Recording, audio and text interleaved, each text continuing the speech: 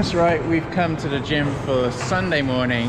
Welcome to another video, and I'll show you some of the exercises that I've been doing in my rehab or base building phase. Just new exercises and old exercises for those people who've probably watched already before and already seen from a few months ago. But let's get right into them.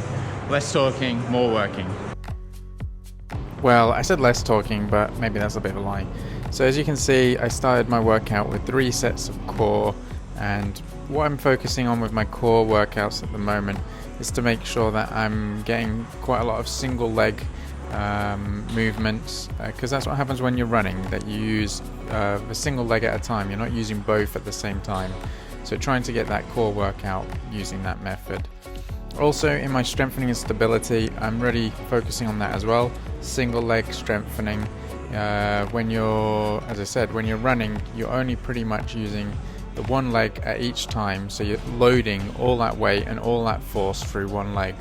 So that previous one was a really good one that I've just learned, and this one here on the Bosu ball is also a great one. Then we've been doing some bridges and single leg bridges, donkey kicks and fire hydrants also, but this is, as I said, all single leg movements, which are great.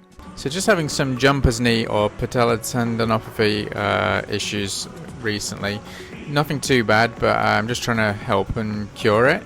Basically, from James Dunn, you probably saw a link to one of his videos before recently, suggested this, holding it, which helps to strengthen the quad. It's been really good, and I've been really enjoying doing it, and I did 3 sets of this on each leg.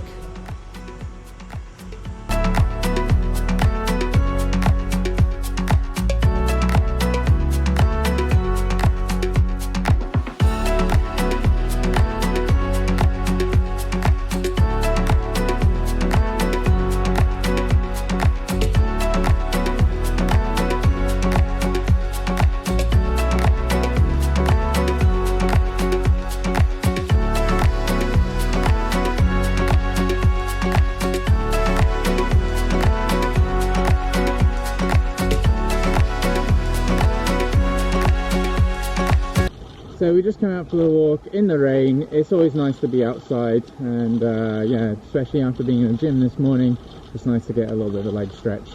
But at this time of year it can be pretty challenging in the sense that I've got to cover the camera up so that it doesn't get wet, but let's carry on this inside. So yeah, I think the microphone got a little bit blocked from some water there. I'm actually filming this the day after because I forgot to close out the video. But what I was just touching on there is that at this time of year, I don't mean a seasonal thing, but I mean once you've, as a runner, when you've finished all your races and you've achieved all your goals that you wanted to, you can be a little bit left in limbo and kind of thinking, okay, next race isn't until like 5 months. What can I do directly towards that? And yeah, without a race, as I said, it can be difficult, but now is the time for base building, for relaxing, for recovering, to kind of treat any underlying issues that you got. And I think it's really important to not stress and be out all the time. And you know, I mean, some people will be and they're not even stressed about it. It's just because what you enjoy doing, and that's the same for me with running. But as you saw here, I've had a few things with like my knee just playing up a little bit.